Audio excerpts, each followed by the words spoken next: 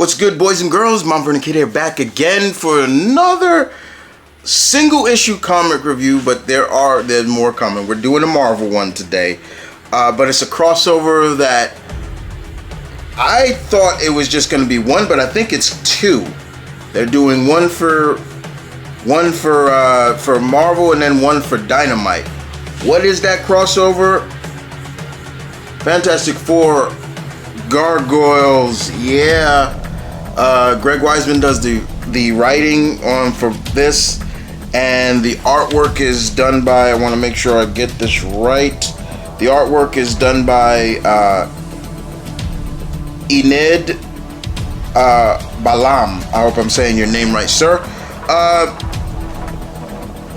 What did I think about this? This is good. This was fun. This was absolutely fun. And the characters that Mr. Weisman brought into this and got to play with in this series just screamed, I would dig Greg Weisman on a Fantastic Four run. I would give Greg Weisman a run on Fantastic Four because he was so good in this. More importantly, while I was reading this book, I heard the voices of the Manhattan Clan. When I was reading this, you know who voices I heard voicing the Fantastic Four? From the 90s cartoon. That's what I heard. This was so much fun. So what is the story about? So we see it in the past. It starts in the past. And we see Demona in the past, and she is flying towards some sort of building, and inside the building we see a certain alchemist from the Fantastic Four's Rogues Gallery. You all should know who I'm talking about, Diablo. And he is trying to gain blood from a gargoyle. And then we fast forward to what's going on now. And then we fast forward to what happens now in the present, and we see the Fantastic Four and Lexington, Broadway, and Angela meeting up with the Fantastic Four. And what's really I love that Greg Weisman pokes fun at this. Like, there wasn't a misunderstanding fight that we always do. And a lot of these superhero or hero crossovers, they put aside their whatever they and they say, hey, they introduced themselves, that was it. Here it basically makes them they know, the Fantastic Four know that the gargoyles exist. So it's not like, so basically it's implying that, yeah, they're in the same universe. It's not like they're from a different universe. That was cool. I like that, because it's not a stretch to believe that the Manhattan Clan, the Gargoyles, could be in the Marvel Universe or something like that. I mean, they are under the same license in general. But we see that they are about to deal with the Gray Gargoyle, which I was like, whoa, haven't seen this brother in a long time. I'm like, whoa, Gray Gargoyle. He's on the Brooklyn Bridge and he's turning people into stone. And what's really even cool, Greg, I saw that, Greg. That was a real good, a very, very cool nod. There's a certain couple, if you know your gargoyle lore and the gargoyle cartoon, there's a certain couple you always see in the gargoyle cartoon, and they're in this, and it's really interesting. I was like, oh, okay. So that they go off to deal with Grey Gargoyle. Lo and behold, we see David Xanatos at Tony Stark's Stark Industries, and basically Tony is just ripping Xanatos, saying, you know, are you impressed yet, David? He's like, and you know, David's like, yeah, I'm impressed. And he's like, well, you know, you shouldn't, you know, and you know, David's just like, Xanatos is like, well, you know, I'm gonna catch up, and Tony's just like, catch up, dude. I've been lapping you for years. I'm like, Tony would say some stuff like that. I love that. And then we find that even then, Greg Weisman goes even further by bringing in a certain gargoyle character from Marvel. I was like, whoa, haven't seen him in a while too. The gargoyle, remember him? He brings him in, and he goes off to find the rest of the clan, and he's introduced to Goliath, Hudson, Cold Stone, Cold Fire, and Brooklyn. So they're basically showcasing that they're all together. The Manhattan clan is all together, and he introduces himself. They give them their names. I'm Hudson. I'm Goliath. Blah blah blah. And he gives his name, and they go off and they say, wait, whoa, you got two names, like a human. And he says, well, technically, I was human, but I, through mysticism, I gave my soul, was put into this gargoyle body, and it's really interesting. I love how they feel, the gargoyles, Lexington and them feel insulted when they see Grey Gargoyle. They're like, he doesn't even look like a gargoyle. That's insulting. Like, it's the funniest thing. And then we start seeing, like, maybe then Stark Industries gets attacked by the Steel Clan, and of course Tony shows up as Iron Man, and he's just like, he rejects, like, he's just ripping them. He's ripping Xanatos and the Steel Clan, like, really, y'all, you try to make my armor. Like, it's the funniest thing, but you can actually clearly feel that Tony would say some stuff like that, which is actually funny. And then we see that who's pulling the strings, and then we see who's pulling the strings between Grey Gargoyle and the other individuals in this. And then we get to see what's going on again. It is Diablo, so the whole big thing is about Diablo. And then we get a fight between the Gargoyles and some of the Fantastic Four against Dragon Man.